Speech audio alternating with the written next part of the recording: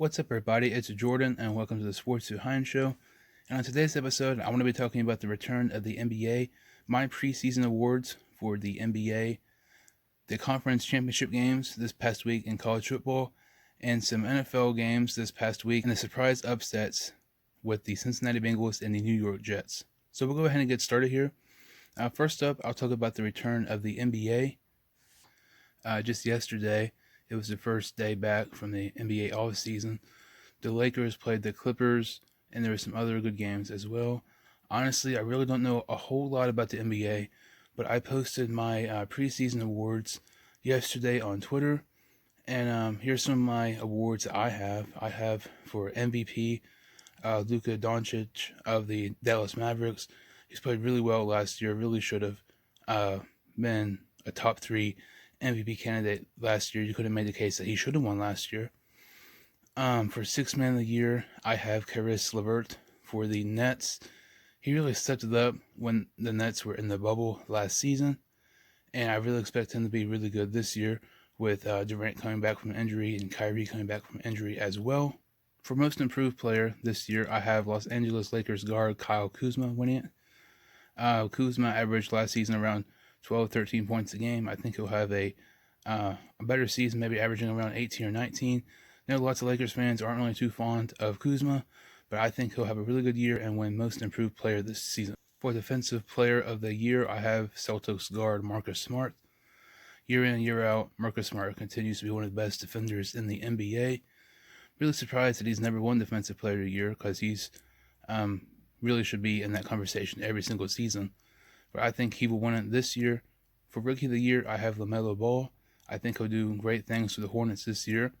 And, I think they have a really bright future with Ball, and they can get some other pieces around him. They also have Gordon Hayward once he comes back from an injury.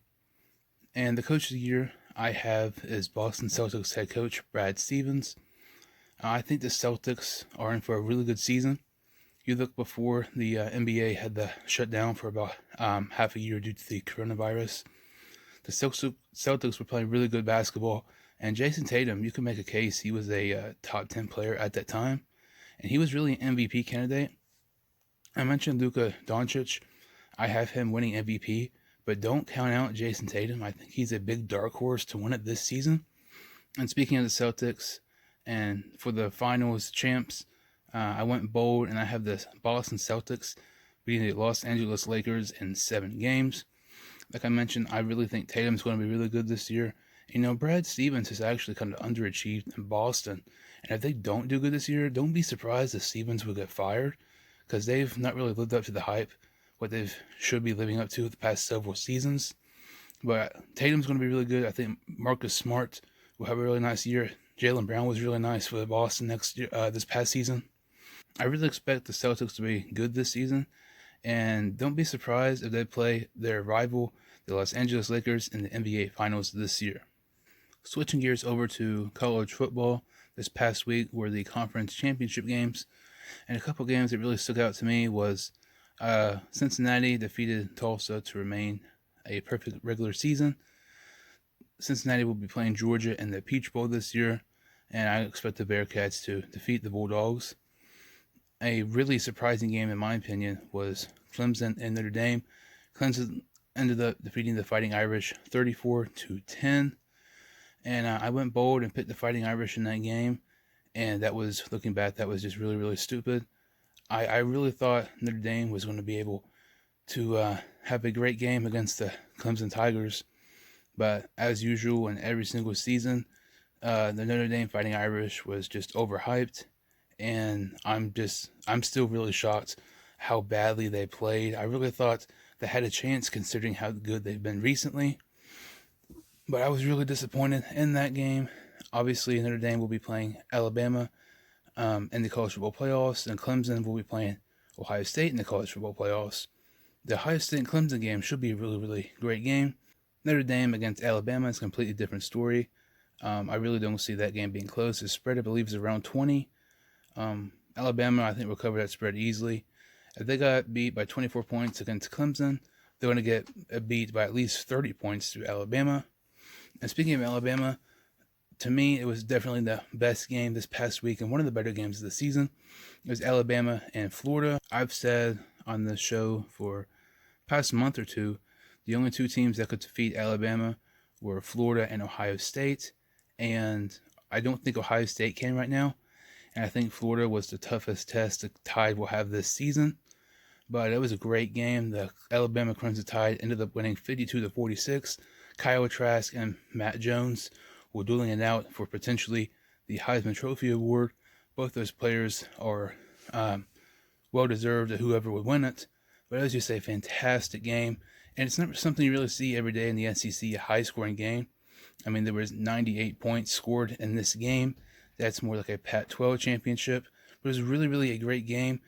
So switching gears over to the NFL, there was lots of surprising outcomes this past week.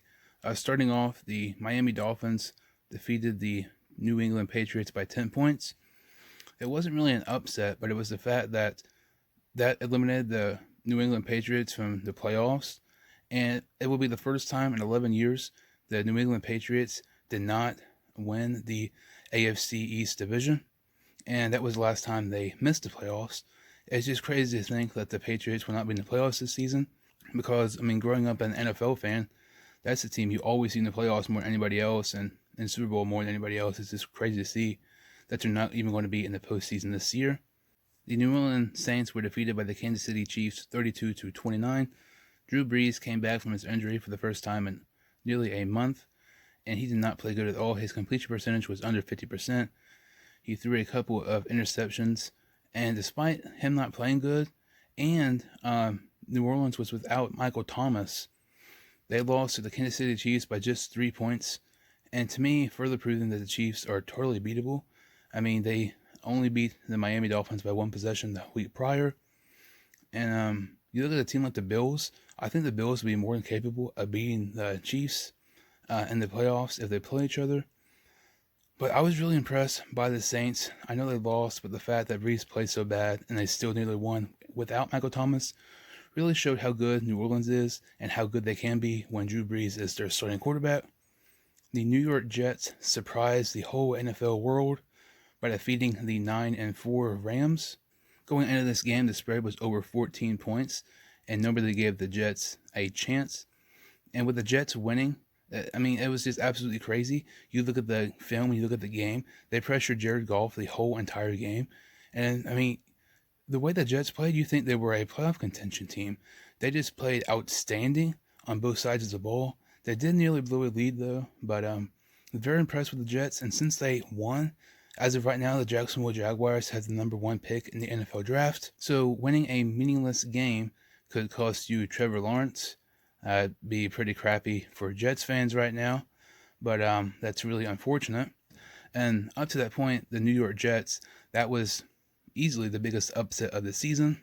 And then the next night, on Monday night in Ohio, the 2-10-1 Cincinnati Bengals take on the 11-2 Pittsburgh Steelers. And nobody, absolutely nobody, expected the Bengals to win. I posted on Twitter that I personally believed the Bengals would lose 52-3. And if you listen to my bold prediction video, I said that it was possible that Ryan Finley would have been sacked the most times in NFL history. And that I also thought it was possible the Pittsburgh Steelers would score 50 points in the game. That was not the case at all. I mean, I'm not trying to be biased. I mean, you can see my headband. You can see my logo, my separate Bengals page. I'm just like so happy. It was the first time in over 5 years the Cincinnati Bengals defeated the Pittsburgh Steelers. And the fact that it was on prime time just makes it so much better. The Bengals are historically bad in prime time. They're historically bad against the Pittsburgh Steelers. They've lost 11 straight against them. It is just absolutely crazy to think that the Bengals won in a game that absolutely nobody expected the Bengals to win. You look at the ESPN analyst, Steve Young predicted the Bengals would lose by around 30. Other people predicted around 30. Bill McFarland didn't even have a prediction. He just said by a lot. It's just absolutely insane that the Bengals defeated the Steelers. You look at the Bengals roster for a second. Ryan Finley, he has a noodle arm. It's like a freaking pool noodle. He cannot throw a deep ball to save his life. He's a third-string quarterback. A second-string running back in Giovanni Bernard, Geno Atkins is in the IR, a potential future Hall of Famer. Our starting left tackle, Jonah Williams, is out. You look at our injuries, Auden Tate's out, DJ Reader's out for the season. Our cornerback, 2, Trey Waynes, hasn't even played a snap, so obviously he didn't play. And the fact we defeated the Pittsburgh Steelers 27-17, we put up 27 points against the Pittsburgh Steelers defense. That is just absolutely crazy. The job that Zach Taylor and the Cincinnati Bengals coaching staff did Monday kind of helps Taylor for his job. He'll definitely keep his job at the end of the season. I don't see him getting fired at all. And it was very, very unlikely that he was going to be fired anyway, but this definitely will keep his job. And, I mean, this could be the spark that what the Cincinnati Bengals need. These are the type of wins that change teams, they change franchises, and I just cannot believe the Cincinnati Bengals defeated the Pittsburgh Steelers. I mean, it's something that nobody expected. You look at every single Bengal fan, nobody expected this game. I mean, there were people wanting Hogan and to start over Finley, and I actually did myself. But the fact that the Cincinnati Bengals beat the Pittsburgh Steelers, that's pretty much just a Christmas present as itself. The fact that they beat the Steelers is absolutely crazy. While losing to the Bengals, that is 3 straight losses for the Pittsburgh Steelers, and they play the Colts and the Browns. And despite starting off 11-0, there's a possibility that they will not even win their division in the AFC North. The Browns could possibly win it, which that would just be absolutely crazy. But yeah, I mean, you have the Jets defeating the Rams and the Bengals defeating the Steelers. Guarantee you nobody expected either one of those things to happen. The fact that both did, that's just absolutely crazy. That really about does it for this episode.